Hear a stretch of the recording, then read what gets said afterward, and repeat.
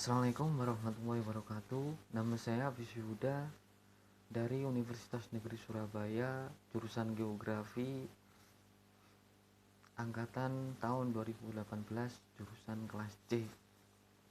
Nomor induk mahasiswa saya 18040274094. Nah, di sini saya akan membahas tentang tata surya.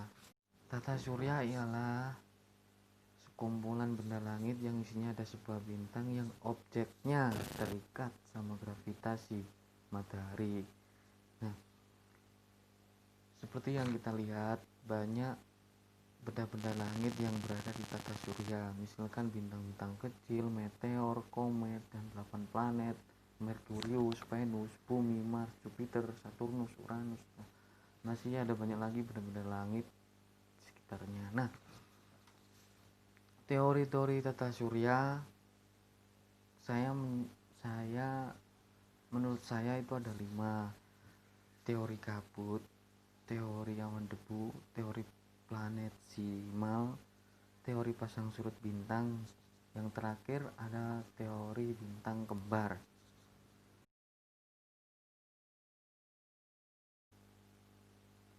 Teori nebula.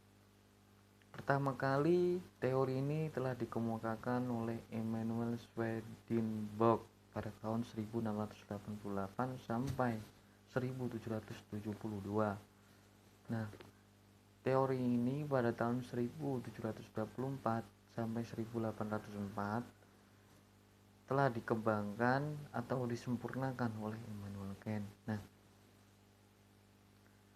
di sini kabut terbentuk dari debu, es, dan gas yang disebut nebula. Dan unsur sebagian besar adalah hidrogen. Gravitasi yang dimilikinya menyebabkan kabut itu menyusut dan berputar dengan arah tertentu. Yang dimaksud kabut menyusut itu, kabut yang sangat lebat itu telah menyusut karena adanya perputaran arah dan suhu tersebut memanas, akhirnya menjadi bintang raksasa atau matahari. Matahari raksasa terus menyusut dan berputar semakin cepat, dan cincin-cincin gas dan es terlontar ke sekeliling matahari akibat gaya gravitasi matahari tersebut. Yang kedua ada teori awan dan debu. Teori ini dikemukakan oleh Carl van Weizsäcker dan Subrahmanyan Chandrasekhar. Nah, menurut penemuan ini, matahari terdapat kabut gas yang membentuk gumpalan-gumpalan yang secara evolusi berangsur-angsur menjadi gumpalan padat. Nah, di sini yang dimaksud memadat itu gas yang membentuk gumpalan-gumpalan tadi secara berevolusi bertahun-tahun atau setelah menempuh beberapa waktu akan menjadi gumpalan yang padat. Nah, gumpalan kabut tersebut dinamakan protoplanet. Nah, seperti itu.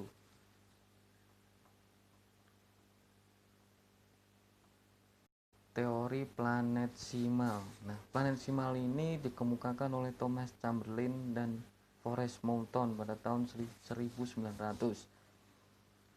Tata surya kita terbentuk akibat adanya bintang lain yang lewat cukup dekat dengan matahari,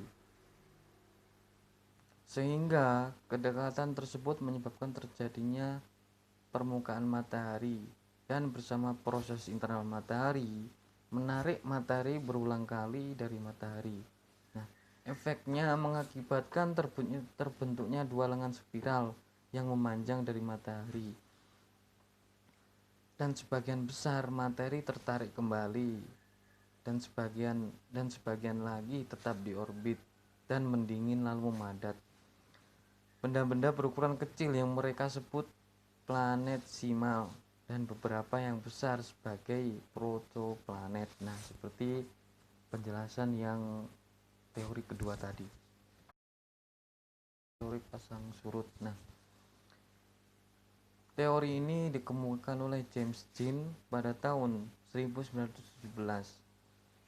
Planet ini terbentuk karena mendekatnya bintang bintang-bintang lain yang berada di atmosfer itu merekat pada matahari, hampir bertabrakan, dan bintang lain tersebut tertarik oleh gaya pasang surut yang kemudian terkondensasi menjadi planet. Seperti itu. Yang kelima ada teori bintang kembar. Teori bintang kembar ini pertama kali dikemukakan oleh Fred Hoyle pada tahun 1915 sampai 2001. Nah, Fred Hoyle ini mengungkapkan atau mengemukakan bahwa dulu tata surya kita berupa dua bintang yang hampir sama ukurannya. Nah, mungkin kembar disebut kembar ini besarnya sama, bulatannya juga sama, lingkarannya entah jari-jari berapa gitu. Nah, salah satunya meledak dan meninggalkan serpian-serpian kecil. Lalu, serpian kecil tersebut terperangkap oleh gravitasi bintang yang tidak meledak dan mulai mengelilingi matahari tersebut. Tata surya kita ini terdiri dari 8 planet, yaitu Merkurius, Venus, Bumi, Mars, dan yang terakhir adalah Neptunus. Nah, sebenarnya ada 9 planet, yaitu ketambahan dengan planet Pluto. Planetnya sangat kecil, berbeda dari planet-planet yang lain. Entah mengapa dihapus dari tata surya, mungkin karena belum memenuhi syarat atau terlalu jauh dari planet-planet lain atau terlalu jauh dari matahari dan orbitnya. Nah, di sini yang paling dekat jaraknya planet dengan matahari adalah planet Merkurius. Nah, jaraknya sekitar 59 juta kilometer. Nah, bumi kita ini yang kita huni sekarang ini menjadi tempat tinggal kita itu berjarak 150 juta kilometer lah. Sudah panas begini, apalagi kalau kita hidup di Merkurius, mungkin panasnya bisa mencapai 150 derajat Celcius. Wow. Nah, yang planet terjauh planet Merkurius, yaitu 4.500 juta kilometer. Nah, mungkin di sini kita bisa melihat planet-planet tersebut ketika jam 8 malam atau jam sebelum subuh. Itu akan kelihatan seperti bintang berwarna cerah dan lebih besar dari bintang-bintang lainnya. Nah, di sini planet bisa dibedakan menjadi planet luar dan planet dalam.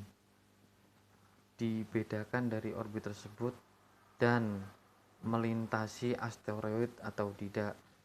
Lalu dibedakan menjadi planet kecil dan planet besar. Nah, kita bisa tahu sendiri beberapa ukuran planet-planet yang berada di atmosfer di tata surya itu. Nah, sekian presentasi dari saya. Bila ada kesalahan mohon maaf, bila kurang lancar mohon maaf. Wassalamualaikum warahmatullahi wabarakatuh.